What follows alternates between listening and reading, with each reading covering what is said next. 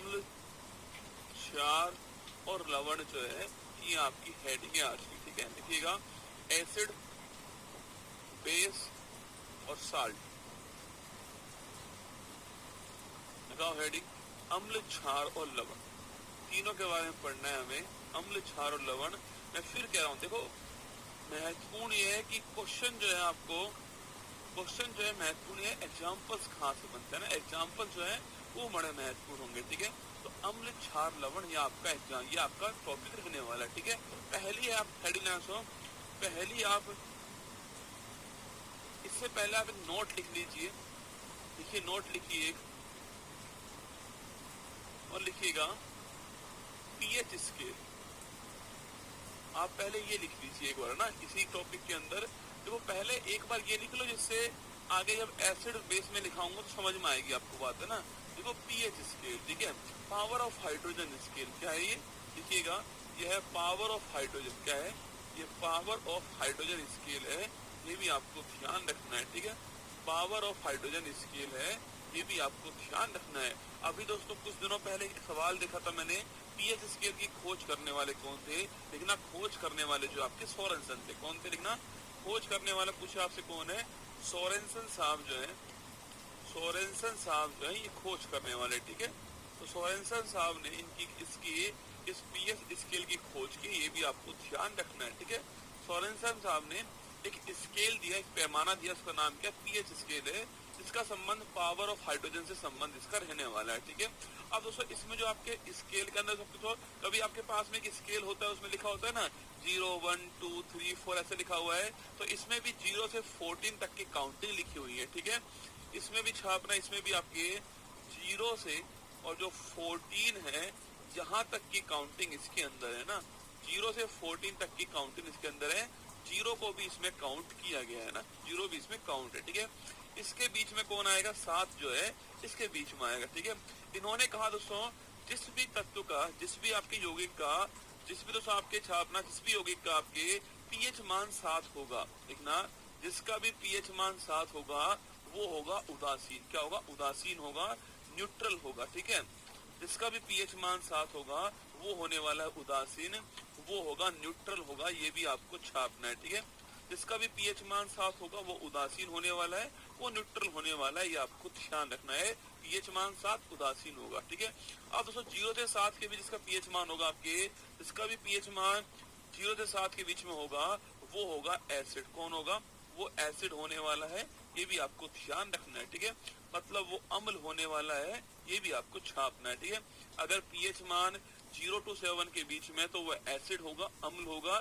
जितने भी आप एसिड के नाम जानते हो सबका पीएच मान कितना होता है, 0 to 7 के बीच में होता है, ये भी आपको नोट करना है। ठीक है, और दोस्तों पूछे आपसे जिसका भी पीएच मान 7 to 14 के बीच में होगा, लिखना वो होने वाला क्षार। क्या होगा, क्षार होगा, उसे कहेंगे हम बेस। क्या बोलते हैं, उसे हम बेस कहते हैं। ठीक है, तो आपके उदासीन क्या होता है, न्यूट्रल क्या होता है, एसिड क्या होता है, बेस क्या होता है, पीएच मान से ये उसका एक आधार तय किया गया कि भाई जिसका भी पीएच मान 7 से कम होगा वो एसिड होगा, 7 से प्लस होगा वो बेस होगा। ये दोनों बातें आपको छापनी है, और जिसका 7 पीएच मान होगा वो उदासीन होने वाला है। ठीक है, अब दोस्तों एक और बात इसी स्केल में कहेगी दोस्तों कि अगर हम जो है, देखो 0 से 7 के बीच में पीएच मान जो है एसिड का होगा। ठीक है, इसमें एक बात और कही गई है कि अगर हम 7 से 0 की ओर आते हैं तो जो आपके पीएच स्केल की वैल्यू है 7 से 6 होती है, 6 से 5 होती है, 5 से 4 होगी, 4 से 3 होगी, 3 से 2 होगी, 2 से 1 होगी,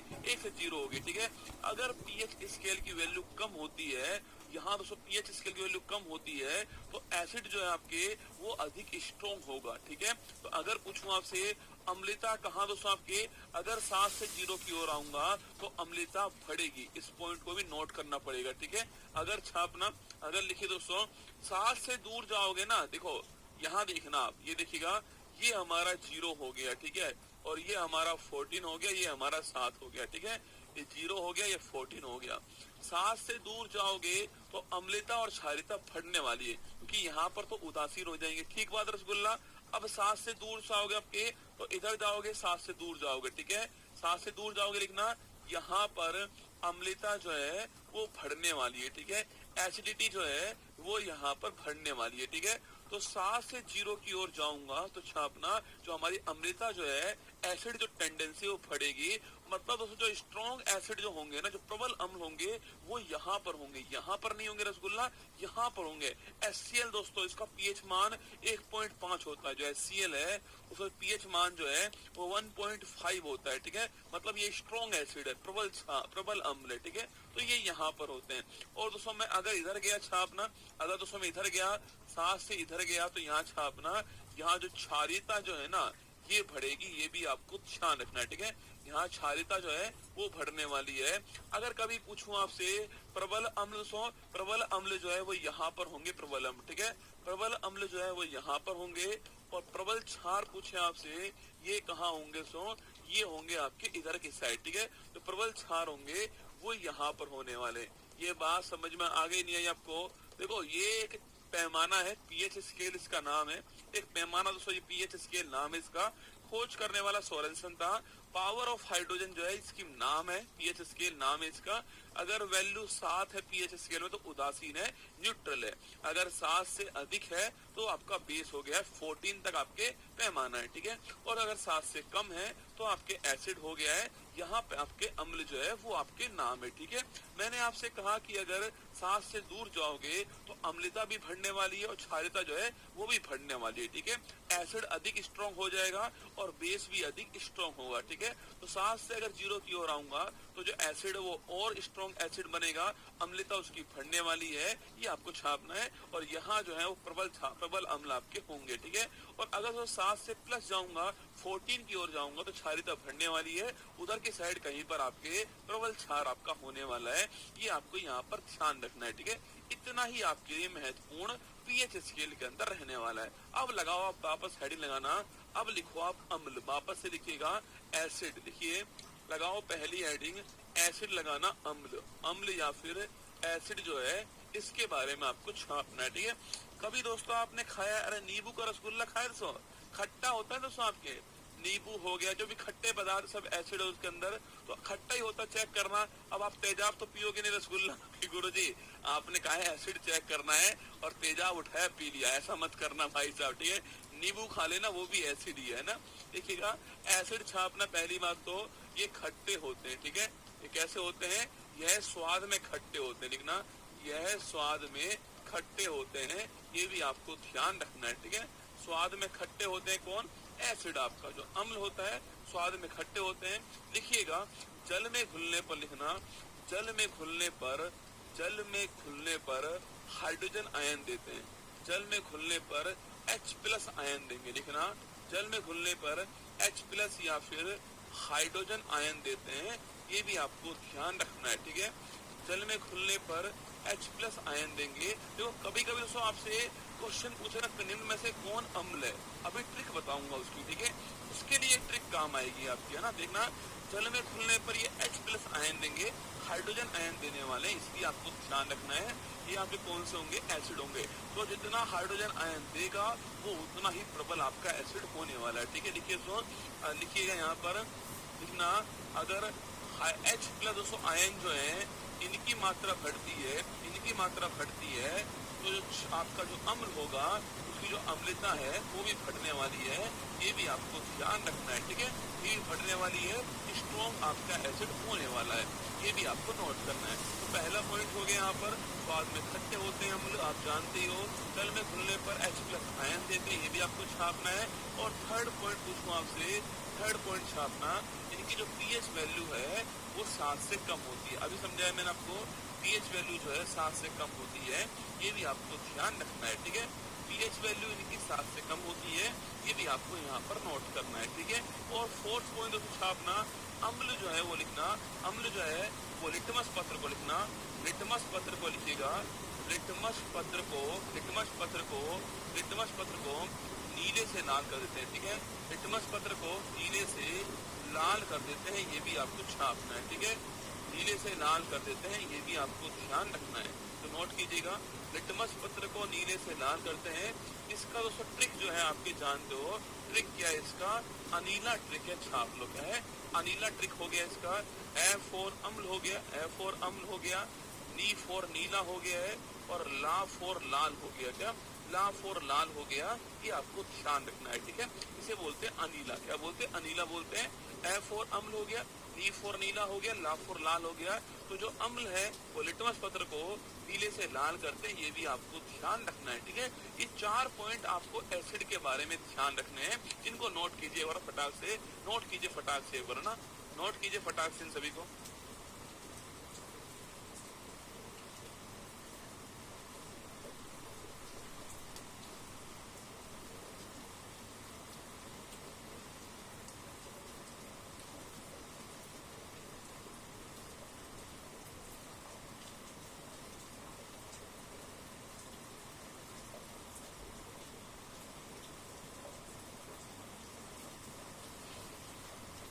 हाँ, अभी राजस्थान में रसगुल्ला मुख्यमंत्री पद का नाम आने वाला सामने, मैं बताऊंगा आपको, सबसे पहले हम ही बताएंगे आपको, ठीक है, चिंता ना करें। नोट करो फटाक से। देखो 4 पॉइंट है। स्वाद में खट्टे होते हैं, जल में घुलनशील, जल में घुलने पर H+ आयन देते हैं, पीएच वैल्यू 7 से कम होती है, लिटमस पत्र को नीले से लाल करते हैं। ये 4 बातें आपको छापनी। मैं फिर कह रहा हूँ, आपसे ये वाली बातें नहीं पूछेगा, बच्चों वाली बातें है ना, ये तो केवल लिखानी पड़ती है। आपसे पूछेगा HCl का क्या यूज होता है, ये पूछेगा आपसे। H2SO4 का यूज होता है, सवाल वो आते हैं आजकल, है ना, ये नहीं पूछता आपसे। ये तो केवल बच्चों वाली बात है जो आपको लिखा रहा हूँ, ठीक है। अभी होता है ना A for Apple, B for ball, ऐसे लिखा रहा हूँ, वही है, ठीक है। लिख लिया चारों पॉइंट। अब लिखिए आगे, आगे बढ़ जाए। अनीला ध्यान रखना, अम्ल नीला लाल, ठीक है। अब लिखिए आप एग्जाम्पल। देखो मैंने कहा अम्ल 2 टाइप के होते हैं, एक तो प्रबल अम्ल होते हैं, इनका पीएच वैल्यू 0 के आसपास होता है, आपके 1, 2, 3 के आसपास होता है। एक होते हैं आपके जो दुर्बल अम्ल होते हैं, ठीक है। इनका एग्जाम्पल आपसे खूब पूछता है। एक बार लिख लो यहाँ पर, नोट लिख लीजिए, लिटमस पत्र लिख लीजिए। शायद मैंने लिखाया हुआ है आपको ये वाला क्वेश्चन जो है, फिर भी लिखा रहा हूँ वापिस। लिखिए, अगर आपसे पूछे कि भाई इसका निर्माण किस होता है, छापना लाइकेन से लिखना। लाइकेन से जो है, लाइकेन से लिटमस पत्र का निर्माण होता है। लाइकेन तो आप जानती हो। अरे लाइकेन सहजीवन किसके बीच में आपके, लाइकेन रसगुल्ला सहजीवन पूछूं आपसे, किसके बीच में आपके सहजीवन छापना, यह एल्गी और आपकी जो फंगाई है आपके, मतलब जो आपके शैवाल और कवक है, उसके बीच में सहजीवन कौन सा, लाइकेन था। ये पढ़ चुके हैं आप, याद कीजिए, पढ़ चुके हम जो है शैवाल और कवक, शैवाल और कवक के बीच में जो सहजीवन होता है छापना, उसे बोलते हैं लाइकेन। क्या बोलते हैं? लाइकेन बोलते हैं। इसके बारे में पूरी कहानी मैंने आपको बायोलॉजी में लिखाई थी, ठीक है, वहां आप पढ़ लीजिएगा। तो कभी आपसे पूछ ले भाई लिटमस पत्र जो है इसका निर्माण पूछूं आपसे, लाइकेन से निर्माण होता है, ये आपको ध्यान रखना है, ठीक है। लाइकेन से लिटमस पत्र बनता है, ये आपको नोट करना है, ठीक है। अब लिखिए दोस्तों आप, अब लिखिए आप मेरे साथ में दुर्बल अम्ल। लिखिएगा दुर्बल अम्ल। दुर्बल अम्ल जो है लिखिएगा, वीक एसिड कौन कौन से है। देखो जो जल में घुलने पर कम H+ आयन देंगे वो दुर्बल अम्ल होंगे। मैंने अभी कहा ना आपसे कि भाई लिखिएगा, देखिए जल में घुलने पर, जल में घुलने पर कम H+ आयन, जल में घुलने पर कम H+ आयन देंगे, छापना कम H+ आयन देंगे, वो होंगे दुर्बल अम्ल, ठीक है। ये तो आप जान चुके होंगे अब तक। दुर्बल अम्ल का मतलब जल में घुलने पर जो कम H+ आयन देंगे उसका छापना, उसे बोलते हैं क्या, उसे बोलते हैं आपके दुर्बल अम्ल कहते हैं, ठीक है। पहला क्वेश्चन आपके सामने यहाँ पर हो गया, ठीक है। अब लिखिए दोस्तों, दुर्बल जो अम्ल होते हैं आपके, इसके एग्जाम्पल लिखो, काम हमारे यही आने वाला है, ठीक है। इसका एग्जाम्पल एग्जाम में आपके पक्का पक्का छपेगा, नोट करना। कोई भी एग्जाम देना, उसमें ये जो एग्जाम्पल दिखा रहा हूँ आपको, ये आपको देखने को मिलने वाले हैं, ठीक है।